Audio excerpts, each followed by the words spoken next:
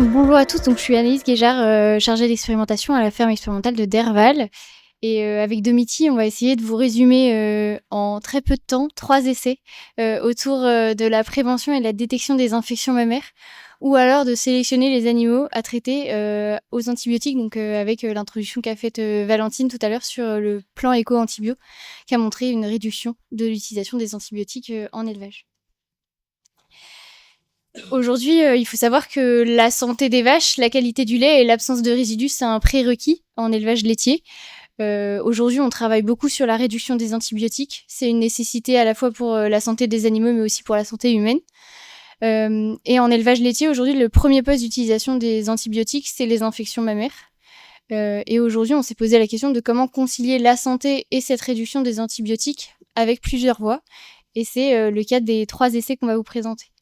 Donc aujourd'hui, on peut agir pendant la lactation, donc sur les mamies dans lactation, mais aussi sur la partie tarissement. Et on peut agir soit en prévention, soit plutôt en rationalisant les traitements. Aujourd'hui, sur la prévention sanitaire, il y a un premier essai qui va être présenté, donc sur la désinfection des faisceaux trayeurs, essai qui a été mené à Derval.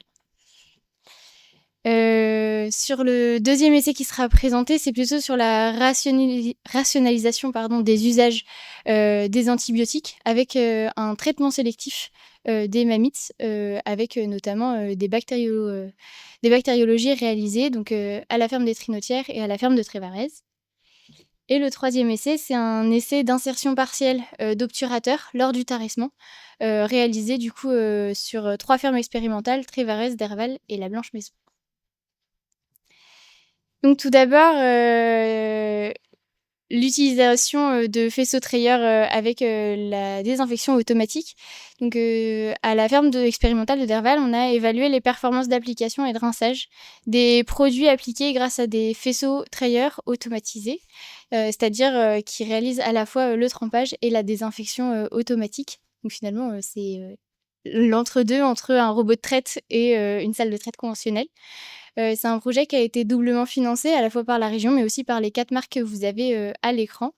4 marques de matériel, finalement, de traite qui ont été impliquées et qui ont bien voulu, du coup, tester leur matériel sur cette question-là. 2 types de fonctionnement sur ces faisceaux trayeurs, une pulvérisation par le dessous du trayon et une pulvérisation par le haut du trayon. Et ce qu'on en a retenu, alors, c'est les 4 grands messages que vous avez à l'écran. Le premier et le plus important, finalement, c'est qu'il n'y a eu aucun impact sur la qualité du lait et aussi aucun résidu d'observer dans le lait, que ce soit sur les échantillons individuels et aussi sur les échantillons de tank. Forcément, il y a eu quelques ratés, hein, faut pas oublier qu'on travaille avec du vivant et aussi qu'on est du vivant. Donc là, ça fait partie des choses qu'on a observées là-dessus.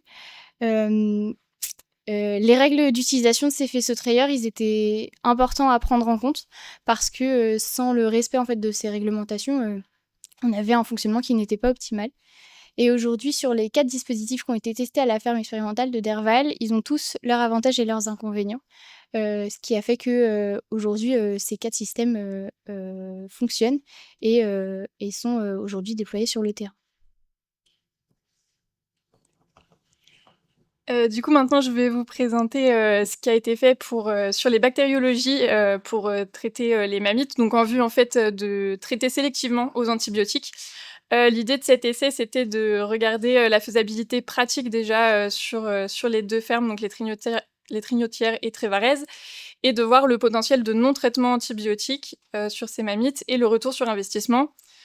Donc au niveau de la méthode, donc il y a eu les prélèvements qui ont été faits et ensuite, des boîtes, Accumast qui ont été ensemencées, mises à l'étuve pendant minimum 16 heures, puis, lues à l'aide d'une grille de lecture qui est fournie avec. Donc au niveau des résultats, donc au niveau, du temps que ça prend, on est arrivé à un résultat d'une moyenne de 15 minutes, donc avec, 5 minutes de prélèvement, 8 minutes d'ensemencement et 2 minutes de lecture, de la boîte le lendemain. Pour potentiellement finalement 15% de mammites qui auraient pu être traitées, enfin qui auraient pu ne pas être traitées, enfin être traitées sans antibiotiques en tout cas. Donc finalement, ce qu'on retient plutôt, c'est que c'est quelque chose qui est faisable, que ces tests ils sont utilisables en ferme et qui sont faisables, mais que c'est assez peu rentable dans notre contexte, en tout cas du Grand Ouest. avec finalement 15 minutes de travail rigoureux qui sont plutôt venus perturber la routine sur ces tests-là. Et donc finalement, assez peu d'économies d'antibiotiques possibles par rapport au travail que ça demande, et donc assez peu d'intérêt dans le contexte du Grand Ouest. Et donc pour l'essai suivant, on a regardé les facteurs de risque associés à la perte de lait dans les 48 heures suivant le tarissement de vaches laitières, avec des obturateurs internes. Donc en fait, ce qui a été fait, c'est qu'on a regardé sur 3 fermes du réseau Ferme XP, comme le disait Anaïs, donc sur Trévarez, Derval et la Blanche Maison. On a regardé sur 202 vaches taries, 100 en insertion partielle et 102 en insertion totale des obturateurs, donc en race Holstein ou normande. Et on a regardé donc à T0 lors du tarissement la callosité de l'extrémité des trayons, donc en les notant de normal à très rugueux, donc R rugueux et VR pour très rugueux. Et on a regardé ensuite 48 heures après tarissement les pertes de lait, à la fois visuellement et par légère pression, donc en fait pour mimer un peu la pression sur la mamelle quand l'animal est couché. Ce qu'on a obtenu, c'est qu'on a eu 71% des vaches sans perte de lait à 48 heures, et que lorsqu'il y avait des pertes, c'était à 65% les quartiers arrière qui étaient concernés. Et ensuite, un autre grand résultat, c'est qu'il n'y avait pas d'impact du mode d'insertion sur les pertes de lait.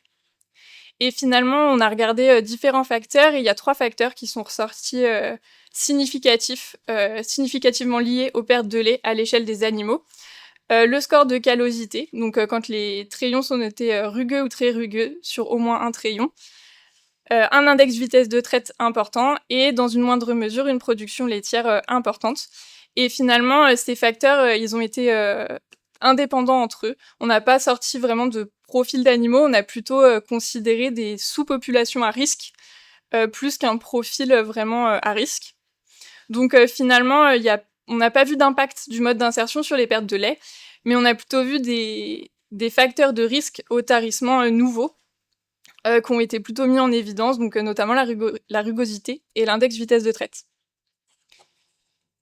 Donc pour aller un peu plus loin sur ça, donc finalement on a mis en évidence des pistes, donc on a vu qu'elles n'étaient pas toujours concluantes, mais que ça affine les modes de gestion des infections mammaires, plutôt dans une logique One Welfare, One Health, et que finalement une réduction de l'usage des antibiotiques, ça a déjà bien avancé sur les infections en lactation. Donc si on reprend les chiffres ANSES, on a moins 43,8% entre 2011 et 2024, et que c'est à poursuivre finalement au tarissement, donc avec déjà moins 14%. Et donc pour ces informations-là au tarissement, nos travaux apportent de nouvelles pierres qui ne sont pas forcément décrites dans la littérature jusque-là. Et donc finalement, l'idée, et ce qu'on peut peut-être retenir, c'est de raisonner le rapport bénéfice-risque de ces pratiques de traite et de l'automatisation, de regarder la prévention des infections au tarissement, qui convergerait finalement vers ce qu'on voit en lactation, et que ces 2 premiers points en fait peuvent permettre de réduire l'usage des antibiotiques. Et donc finalement, on a des briques de plus vers plus de qualité, de santé et moins d'antibiotiques. Merci de votre attention. Merci beaucoup à vous deux. Pareil, on passe aux questions sur 3 minutes.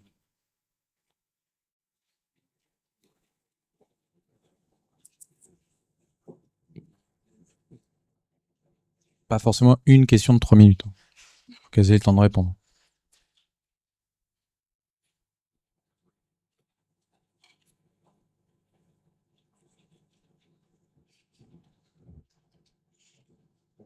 Lucille. Lucille, ferme expérimentale des Trinotières. Domiti, tu parlais de la possibilité de l'importance de la production laitière au tarissement sur les pertes de lait. Est-ce que vous avez des valeurs à nous transmettre par rapport à un seuil qui pourrait du coup impliquer ça? Alors je les ai pas là en tête effectivement, mais ouais, on a vu que alors c'est tout de même dans une moindre mesure que l'index vitesse de traite et le score de callosité qui eux ressortaient vraiment très significatifs. Mais je pourrais te ressortir les chiffres sur ça. Merci.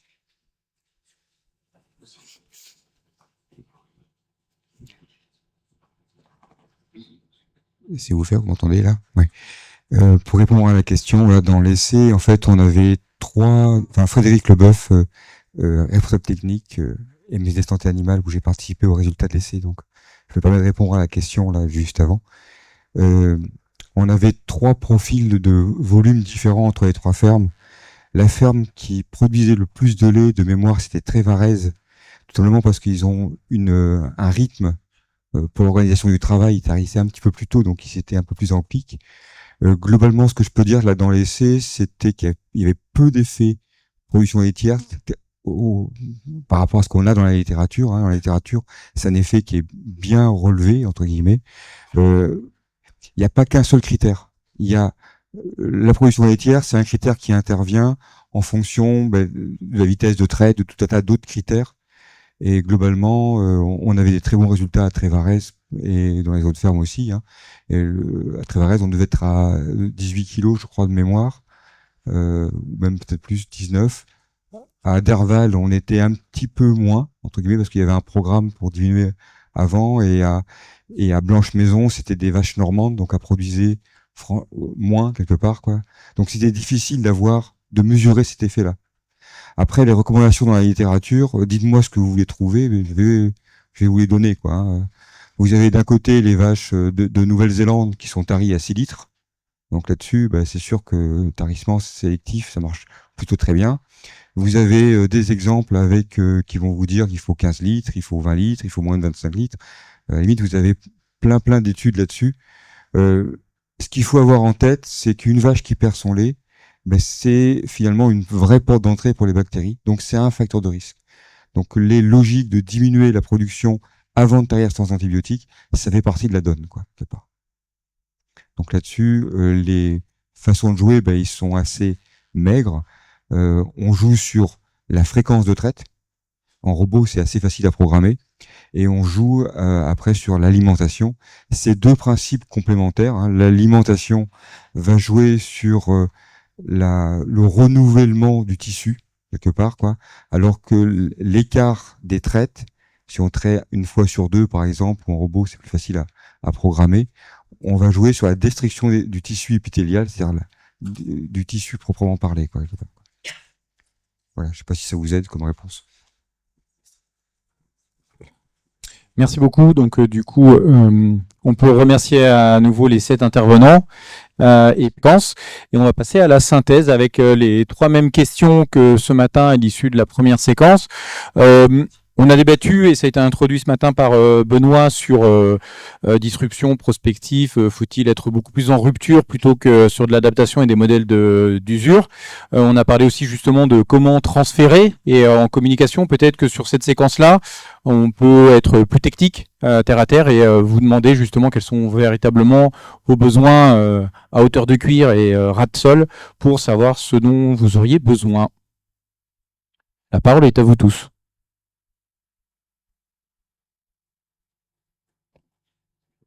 On a tout fait? Oui. Non, mais je vais juste rebondir un peu sur ma question de tout à l'heure. Et ce qui serait possible, c'est d'avoir justement l'effet des notes d'état et de l'évolution des notes d'état sur les chaleurs silencieuses dans les différentes fermes XP du réseau. Ça pourrait être un élément complémentaire de la présentation que tu nous as faite, Fabrice, assez riche, mais ça pourrait être sympa.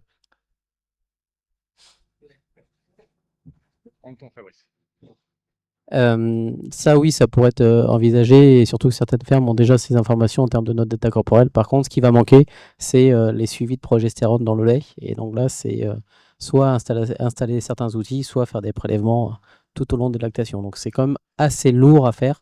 Et on a utilisé l'outil Derval qui était adapté en complétant de capteurs. Dans ce sens-là, c'est plus facile. Dans l'autre sens, c'est un peu plus lourd. Mais pas de souci, hein, si vous trouvez des financements, il n'y a pas de souci. Claire. Pour compléter, c'était les besoins sur le chiffrage économique.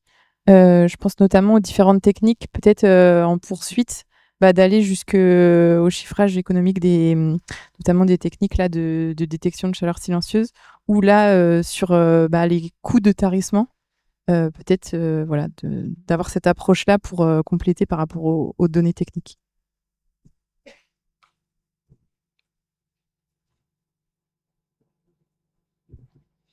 Donc Sébastien Landomen, responsable des programmes viande à gène diffusion. Donc il y a une problématique autour des chaleurs silencieuses là en élevage laitier, mais la problématique est également présente en élevage allaitant. Notamment, aujourd'hui, on constate un peu plus de chaleur silencieuse sur des jeunisses. Et donc, c'est une difficulté croissante en élevage allaitant. Et donc, il peut être intéressant de regarder ces phénomènes-là aussi au travers des fermes expérimentales. Merci Sébastien. On poursuit. Il reste du casse-d'art, hein, donc pour les années à suivre. Des idées?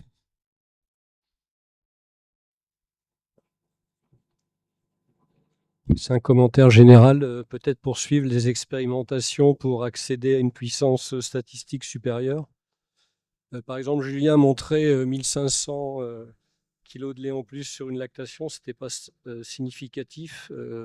Pour moi, c'est beaucoup quand même. Donc je pense que si on avait un nombre suffisant d'animaux, on atteindrait la significativité. Après, je sais, c'est beaucoup d'argent.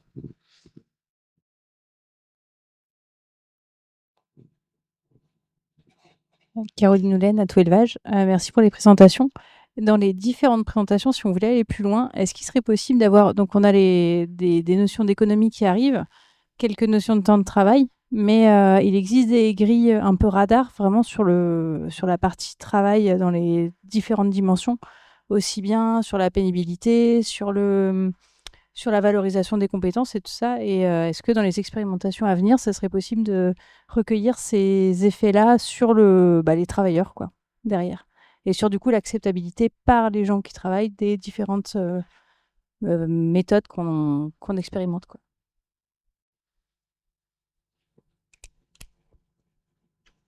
Je pense peut-être à toi, Suzanne, et avec aussi d'autres fermes, mais je pense notamment au réseau DigiFerm, où entre autres sur les outils, les méthodes et l'acceptabilité, il y a des éléments d'évaluation ou des perceptions.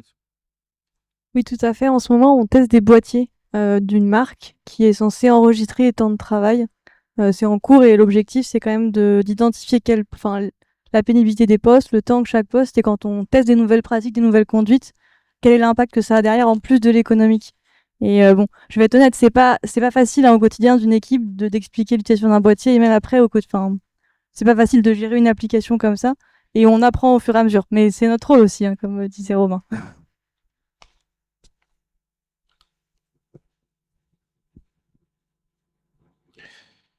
Eh bien, si on a fait le tour, je vais me permettre une mini-conclusion avant de changer de conférence.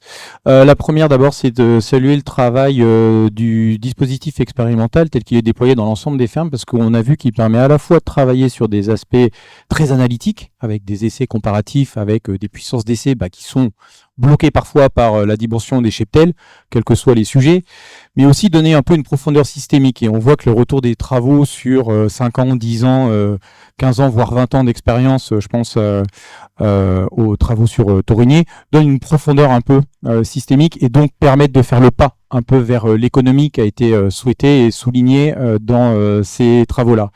Un autre biais, ça c'est une problématique méthodologique que je me pose souvent dans l'observation de nos travaux, et justement sur ces séries longues, on observe par essence toujours entre guillemets que les vivants, c'est-à-dire on observe que les données observables. Mais bien souvent, les effets tri seraient à comparer avec les observations plus observables et les individus éliminés. Et ça, méthodologiquement, je me pose la question à tous les tenants de la recherche, comment on arriverait à dépasser et à enrichir nos enseignements justement en rappelant des cohortes et des individus disparus dans nos essais, dans nos analyses, pour pouvoir les inclure. Et peut-être on créerait plus d'écart que des tiers de classe à chaque fois au sein d'une population restante qui est forcément par essence le tri des meilleurs parmi les meilleurs. Donc on n'a pas forcément ces effets-là. Donc voilà, bravo pour ces travaux. Le souci économique et la profondeur systémique, et puis une question méthodologique que je vous livre. Si vous pouvez me répondre, vous envoyez ça par mail romain.guibert@champ-agriculture, Pays de la Loire. Mathieu aussi. Merci.